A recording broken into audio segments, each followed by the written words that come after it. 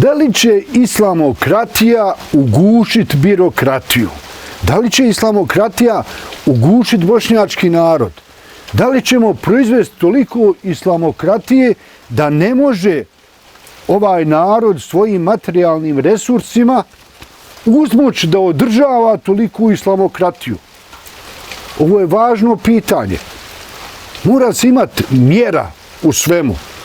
Kad bi sad neko pojačao do daske maksimalno ezan i kad bi sad neko njemu rekao deba smanji, da li bi taj bio islamofob, što kaže de smanji?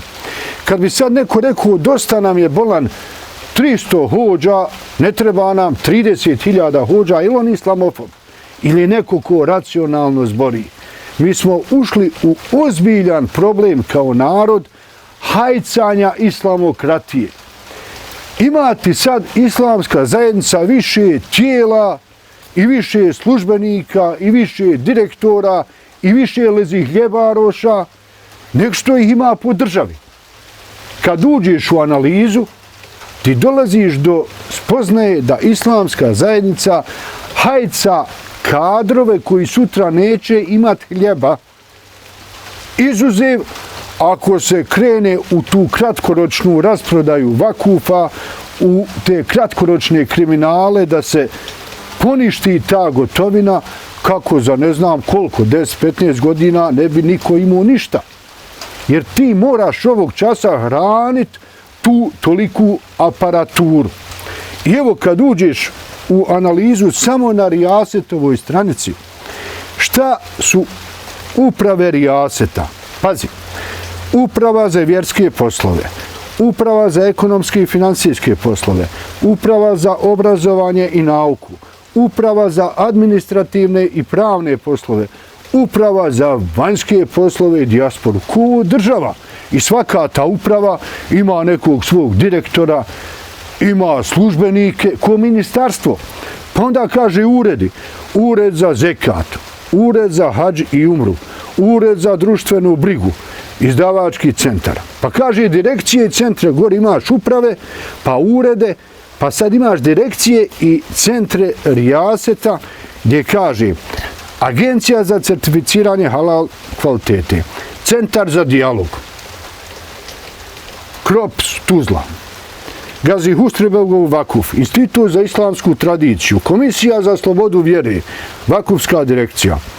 I onda na sve to imaš 3 islamska fakulteta. U Bosni i Hercegovini na ovako mali narod 3 fakulteta proizvode hodže.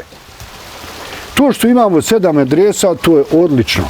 Jer ti s medrese možeš otići i na stomatološki i na druge fakultete, da budeš arhitekta, da budeš profesor, da budeš ljekar, a ti kad završiš jedan od ova 3 islamska fakulteta koja su u Sarajevu, Bihaću, Zenici, ti možeš biti hodža i mi proizvodimo hodža koda nas je 50 miliona, a ne 2 miliona.